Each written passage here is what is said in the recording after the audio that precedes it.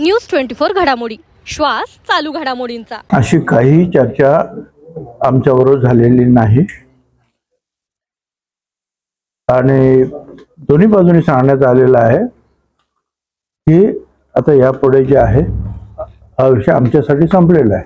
तिकडून पण जयंत पाटलांनी सांगितलं ना की आता यापुढे यावर काही चर्चा करणार नाही.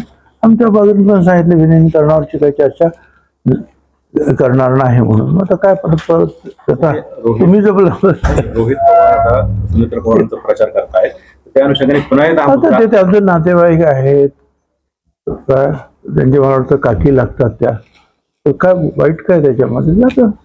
परत स्वतः रोहित पवारांच्या पक्षानं सुद्धा जे आहे उमेदवार उभा केलेला नाही आणि त्यांनी पाठिंबाच दिलेला आहे. त्यामुळे त्याच्या चांगली गोष्ट आहे ना, वाईट काय त्याच्यामध्ये आहे. दोन तीन गोष्टी आता असं आहे की बाबा आम्ही प्रयत्न काय केला की हे नाही तर हे काहीतरी लोक कुठून तरी आपलं, कारण हा जागतिक प्रश्न निर्माण झालेला, हा काय फक्त नगर महाराष्ट्र देशाचा नाही आहे, हा जागतिक प्रश्न निर्माण झालेला आहे. म्हणजे मग स्वयंपाकाचा गॅस असेल किंवा इतर काय असेल, पेट्रोल डिझेल वगैरे, तरी देशाचे प्रधानमंत्री आणि इतर जे मंत्री जे आहेत ते वेगवेगळ्या देशांकडून जे आहे अधिकाधिक ह्या सगळ्या गोष्टी आपल्याला कशा मिळतील याचा प्रयत्न ते करत असल्यामुळे आतापर्यंत तेवढी भीषण परिस्थिती जशी इतर ठिकाणी निर्माण झाली तर देशात अशी भीषण परिस्थिती निर्माण झाली नाही. आणि महाराष्ट्रामध्ये हे रॉकेल जे आहे केरोसिन हे बंद होतं, कारण काही हायकोर्टानं वगैरे फार वर्षापूर्वी त्या संदर्भामध्ये काही भाष्य केलेलं होतं की उज्ज्वला असेल तर केरोसिन नाही. पण आता त्यांना सुद्धा आम्ही कळलो, त्यांनी सुद्धा परवानगी दिलेली आहे. परंतु झालं असं की 5-7-8 वर्षामध्ये जी विक्रेत्यांची एक साखळी असते ती साखळी तुटलेली आहे. तर त्यांनी प्रयत्न केले की बाबा आम्ही विक्रेतो आहोत, आम्हाला द्या रॉकेल, पण रॉकेल आम्ही देऊ शकत नव्हतो. त्याच्यामुळे साहजिकच त्यांनी आपापले उद्योग वेगवेगळ्या ठिकाणी नेले, वेगवेगळ्या उद्योगात ते गेले. आता पुन्हा ही साखळी निर्माण करणं हे थोडंसं अवघड जात आहे. तरी जे काही मला कळलं तर एक तर जे मोठे डीलर असतात आणि मग एक छोटे विक्रेते वगैरे आहेत, 100 मोठे डीलर्स किंवा इतर जे आहेत त्यांनी होकार दिलेला आहे आणि कामाला काही ठिकाणी सुरुवात झालेली आहे. थोडंसं अडचणीत चाललेलं आहे, परंतु हळू, आणि आम्ही त्याच्या स्पष्ट सांगितलं आहे की ज्यांची जुनी लायसन्स आहेत ती रिन्यू झालं असं समजा, आणि जर कुठे कलेक्टरच्या कचेरीमध्ये किंवा आमच्या डिपार्टमेंटमध्ये कुठे पडलेले असतील तर ते मंजूर झालं असं समजा आणि तुम्ही विक्रीला सुरुवात करा. तर ही जी व्यवस्था थोडीशी बसायला जी आहे एवढ्या मोठ्या प्रमाणात अख्ख्या 14 कोटीच्या महाराष्ट्रामध्ये काही ठिकाणी अडचणी निश्चितपणे आहेत. परंतु केरोसिनचा कोटा मात्र आपल्याकडे भरपूर आहे. पुरवठा जरी सुरळीत झाला, त्यांची साखळी निर्माण झाली, ग्राहकांकडे नागरिकांकडे साधनं तर पाहिजेत रॉकेल वापरण्याचं. आता ते आहे, अडचण आहे खरी, परंतु काढतात, मार्ग काढतात लोक. स्टोव पण आता यायला लागले असं दिसतंय मला तिकडून. कारण आता हे अजूनही जे काही खरं काही वाटत नाही काय होणार आहे तिकडे, एकदमच सगळं बंद पडतं. परत प्रयत्न आता सुरू आहे की होऊ नये, परंतु याच्या पुढे जे आहे मला असं वाटतं की अशा तयारी आपल्याला ठेवावी लागते. मुख्य म्हणजे केरोसिन आम्ही महाराष्ट्रात देणं बंद झालं होतं म्हणून या सगळ्या गोष्टी बंद झाल्या. यापुढे आता आम्ही बंद नाही करणार. आमच्याकडे जवळ 3,500 किलो लिटरपेक्षा जास्त कोटा आहे. असा आमचे तो कोटा जो आहे पुढे सुद्धा चालू ठेवू. त्यांना पाहिजे त्यांना हळूहळू वापरायला सुरू ठेवणार. त्यामुळे हळूहळू सुधारच आहे. ज्यांना नाही LPG नको आहे किंवा घेत नाहीत, काय परवडत नाही, काय अडचणी काय असू शकतात, तर त्यांच्या दृष्टीने जे आहे कायमस्वरूपी सोय आता करण्याचा आपला विचार आहे. आता इथे हे जे आहे त्या डिपार्टमेंटने आम्हाला दिली वाटायला म्हणून आहे सरकारचा कार्यक्रम, पण तो दुसऱ्या डिपार्टमेंटचा कार्यक्रम आहे. वाटपाचं काम फक्त आमच्याकडे आहे. मग ते साड्या कुठल्या आहेत, काय आहेत, काय आहेत, मला काही कल्पना नाही आहे. परंतु त्या डिपार्टमेंटने दिलं की बाबा आहे आमच्याकडे हा साठा, काय वाटप यंत्रणा आमच्याकडे नाही, तुम्ही वाटा, आम्ही वाटतो. असं आहे की त्या विधान परिषदेचे आता जेवढे लोक निवृत्त झाले तेवढे उभे राहतील, परंतु विधानसभेचे ताकद कोणाची किती आहे त्याच्यावरती सगळं अवलंबून राहील. त्याच्यामुळे साहजिकच आहे, बीजेपीची ताकद मोठी आहे तर बीजेपीला अधिक जागा मिळतील. त्याच्यामध्ये मला असं वाटतं राष्ट्रवादीला एक मिळेल. अशा वेगवेगळ्या ताकदीप्रमाणे जे आहेत त्या जागा पुन्हा मिळतील. त्याच्यामध्ये कोण उमेदवार काय आहे ते पक्ष ठरवतील. नाही असं आहे की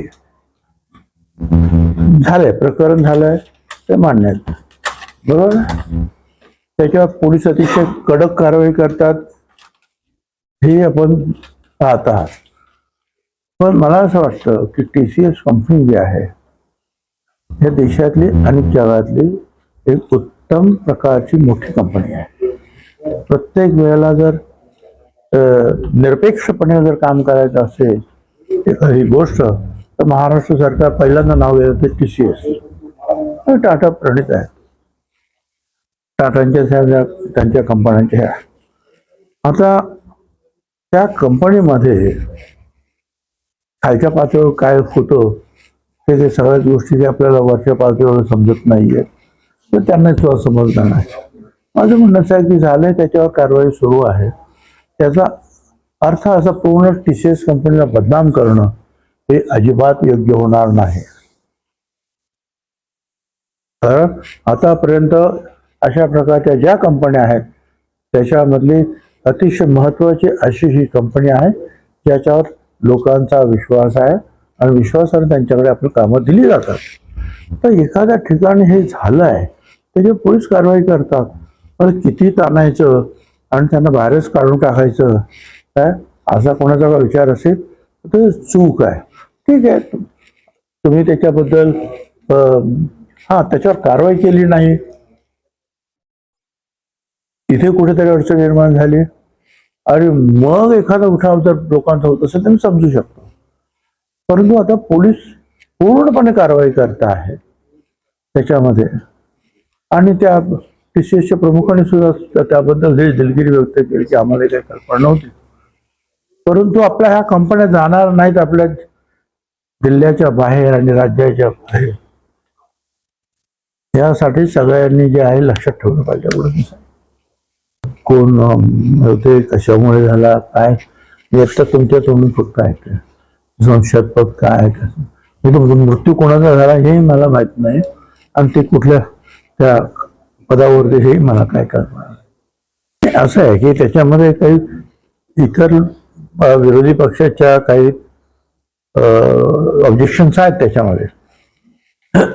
आपण लक्षात ठेवलं पाहिजे की हा एक फार मोठा निर्णय मी तर गेली 25-30 वर्ष या संदर्भामध्ये ऐकतो की महिलांना आरक्षण मिळालं पाहिजे. आणि मी तर मागच्या एका मीटिंगमध्ये सुद्धा सांगितलं की महात्मा ज्योतिराव फुले, सावित्रीबाई फुले यांनी याच्यावर जे काम केलं महिला सक्षमीकरणाचं काम पहिल्यापासून, तर इथे सुद्धा आता अशा प्रकारे राजकारणात सुद्धा महिला जर पुढे येत असतील आणि त्यांना आरक्षण मिळत असेल तर उत्तम गोष्ट आहे. याचा अर्थ महाराष्ट्रामध्ये महिला पुढे अनेक महिलांनी जे आहे कर्तृत्व गाजवलेले, जिजामाता, तारा राणी, अहिल्याबाई होळकर, झाशीची राणी, सावित्रीबाई फुले, अशा अनेक महिला आहेत इतिहास ज्यांनी महाराष्ट्रामध्ये आणि देशामध्ये नाव गाजवलेलं आहे. परंतु जे एकूणच अलीकडच्या राजकारणामध्ये जसं आपण जिल्हा परिषद, पंचायत समिती, नगरपालिका, महानगरपालिका महिलांना आपण आरक्षण देऊन पुढे आणण्याचा प्रयत्न केला आहे, तसं हळूहळू जो आहे विधानसभा आणि लोकसभेमध्ये सुद्धा ते यावे या दृष्टीने उचलणं अतिशय महत्वाचं पाऊल आहे. त्याच्यामुळे त्याचं स्वागत करायला पाहिजे. जनगणना मी मगाशी सांगितलं की काही लोकांचे काही ऑब्जेक्शन्स आहेत, पण त्याच्यावर हे सुद्धा सांगितलं की मला वाटतं अमित शहानी सांगितलं की आम्ही जनगणना करणार, जात गणनेसहित करणार. आमची मागणी आहे, जात गणनेसहित करा.